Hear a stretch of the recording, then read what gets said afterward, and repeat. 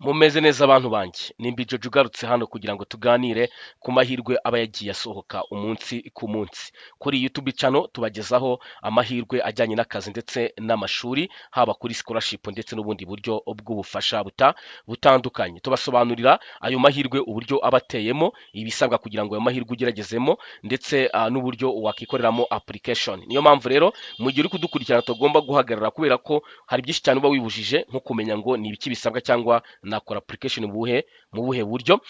Iyi rero ni opportunity ya RICA cyangwa ijyanye na Rwanda Institute for Conservation Agriculture. Iyi ni kaminuza iba mu Bugesera yita ku bijyanye n'ubuhinzi n'ubworozi. Iri tangazo rero rikaba riri ku rubuga rwa HEC cyangwa kuri X ya HEC, Higher Education Council. Ni ikigo cy'igihugu gishinzwe amashuri makuru ndetse na kaminuza, aho kibabwira ko gahunda yo gusaba kwiga muri RICA yatangiye mu buryo bwo kwishyurwa cyangwa kubona ubufasha mu bijyanye no kwiga ibijyanye n'ubuhinzi ndetse n'ubworozi. Iri tangazo turarisomera hamwe, mbangira ngo nibura ibintu tuvuga tubivuge buri wese akurikiye kugira ngo atagira ikimucika. Niyo mpamvu nimba ari ubwa mbere ugeze kuri YouTube channel yacu, wakanda subscribe ndetse n'inzu imenyekanisha kugira ngo video dushyizeho ujye uyibona mu ba mbere. Iyi ni agriculture rero cyangwa se ubuhinzi n'ubworozi, ni scholarship yo mu mwaka w'amashuri 2026 2027. Rero iramenyesha ko abantu bose nyine bafite gahunda yo applying kuri scholarship izatangira 2026 mu kwezi kwa 9, ko application izatangira ku itariki 5 z'ukwezi kwa 12 2025 kugeza kuri 13 z'ukwezi kwa mbere 2026. Bivuze ngo dufite igihe cy'ukwezi cyo gukoramo iyi application. Dusigaje igihe cy'iminsi 10 cya 15 kugira ngo iyi application tube twatangira kuyi applyingaho, ariko bivuze ngo nyine ugomba gutegura buri kimwe cyose hakiri kare nk'uko wamenyeshejwe amatangazo hakiri kare. Iyi scholarship rero iguha ibintu bikurikira: ikwishyura amafaranga y'ishuri, iguha medical insurance, iguha huba ndetse n'ibigutunga ku ishuri. Iyi ngiyi niyo scholarship tugira ya HEC ya hano mu gihugu imbere, ifite ubushobozi bunini cyane kubera ko iranagucumbikira. Umuntu wese wiga muri RICA aracumbikirwa, yishyurirwa insurance y'ubuzima, yishyurirwa ibyo kurya ndetse akishyurwa n'amafaranga y'ishuri. Ukeneye rero ibindi bisobanuro cyo applyinga, araca kuri website ya www.rica.rawa/admission, noneho abe yakora application. Ariko ngiye kubereka uburyo iyo application wayikoreramo ndetse na link wacaho kugira ngo ukore iyi application. Ni ibintu byoroshye cyane n'ibisabwa byose kugira ngo umuntu abe yagira yakora iyi application. Rero ku muntu ukeneye ku applyinga agomba kuba yujuje ibi bikurikira. First of all, agomba kuba nyine yiteguye kuzatangira umwaka w'amashuri w'icyo gihe, kandi agomba kuba afite email ikora neza yibuka na password. Agomba kuba yaratsinze ikizamini cya leta hejuru y'amanota 70%. Agomba kuba agaragaza ubushobozi muri entrepreneurship ndetse n'imiyobore cyangwa leadership. Agomba kuba agaragaza ko ari umuntu nyine ufite ubushobozi cyangwa ufite ubumenyi bijyanye na agriculture ndetse na conservation. Agomba kuba nibura azi Icyongereza.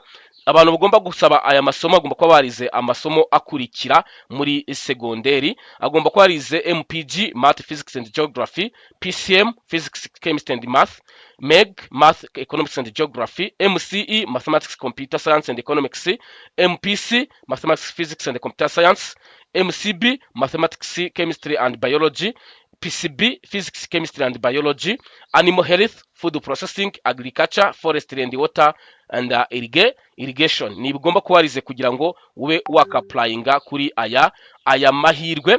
Muri aya mahirwe rero cyangwa muri ibi bintu biga amasomo akurikira, ndaza kubabwira mu kanya. Nkuko mwabyumvishe cyane nabibabwiye, application izatangira ku itariki 5 z'ukwezi kwa 12 2025, irangizwe gukorwa 13 z'ukwezi kwa mbere 2026. Kwiga rero cyangwa kubona interview mu bantu bazaba bamaze kuba selected ku cyiciro cya mbere, bazabona invitation zabo mu kwa 4 2026. Rero hazaba test yindi ijyanye n'icyongereza, nayo izaba mu kwa 4 2026. Noneho ikijyanye na admission ya nyuma cyangwa scholarship offer bibe mu kwezi kwa 5 2026. Iyi niyo schedule cyangwa uburyo application y'ibi bintu iteyemo.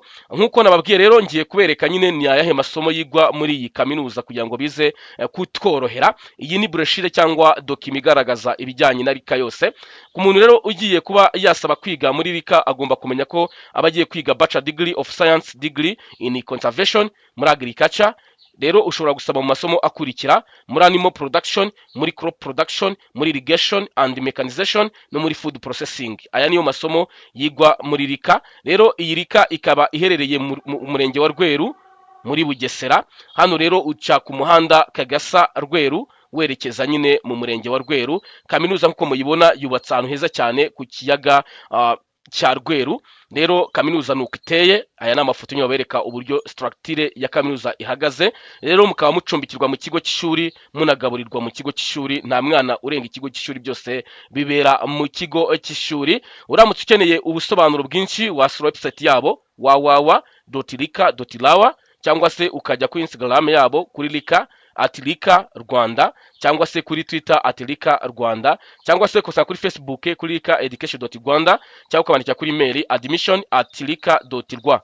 Izi nizo platform zabo zitandukanye nkuko twagiye tubivuga. Rero application ikaba iri butangire vuba mu kwezi kwa 12 ku itariki 5. Hano abakeneye support ko tubafasha batwandikira kuri WhatsApp, noneho tukaba twabaha guidelines cyangwa kubafasha application. Twe ntabwo tuba duhenda cyane mu gihe dufasha umuntu, kuko tuba tuzi neza ko ahazaza tuba tuzagira inshuti cyangwa partnership n'abantu barangije mu mashuri akomeye cyane nk'aya ngaya kandi baratunyuzeho. Ni impamvu akenshi cyane ibintu tutabigora. Iyi rero ni imwe muri scholarship iri hano mu Rwanda kandi ifite amahirwe atandukanye. Wowe rero wize amasomo twavuze, ndumva ayo masomo twayavuzeho kenshi, twagiye tuyababwira, nayasubiramo gake cyane nihuta kugira ngo buri wese abimenye. Agomba kuba afite 70% agomba kuba yarize ibi bikurikira: MPG, PCM, MEG, MCE, MPC, MCB, PCB, Animal Health, Food Processing, Agriculture and Forestry na Water and Irrigation. Aya niyo masomo ugomba kwarize kugira ngo ube wasaba iyi opportunity. Rero nyabuneka, nimba iyi video igufashije kumenya amakuru hakiri kare, ntukikwe kuyisangiza bagenzi bawe ukanda kuri share kugira ngo ube wayiha abandi bashuti bawe mu magroupe mubanamo mwiganye cyangwa abo makorana, kugira ngo bafashe abana babo n'inshuti zabo zitandukanye. Nimba ari ubwa mbere tubanye kuri no YouTube, wakanda subscribe ndetse n'inzogera y'imenyekanisha kugira ngo video dushyizeho cyangwa amakuru dutanze ube wayabona mu bambere. Byose biba byoroshye kandi dukora amakuru dufashe umwanya uko gukora ubusesenguzi n'uko ubushakashatsi ku mbuga za leta zitanga amakuru yizewe. Rero nshuti zacu, nimba ufite ikibazo cyo gitekerezo nabyo byandika muri comment kugira ngo tubone aho twahera tugufasha. Ukunze video nyaboneka no gukanda ka like, ntacyo biba bigutwaye. Mbifurije amahirwe masa rero mwese mwiteguye gukora iyi application. Mbaragije Nyagasani ariwe ukomeza kubirindira umunsi ku munsi.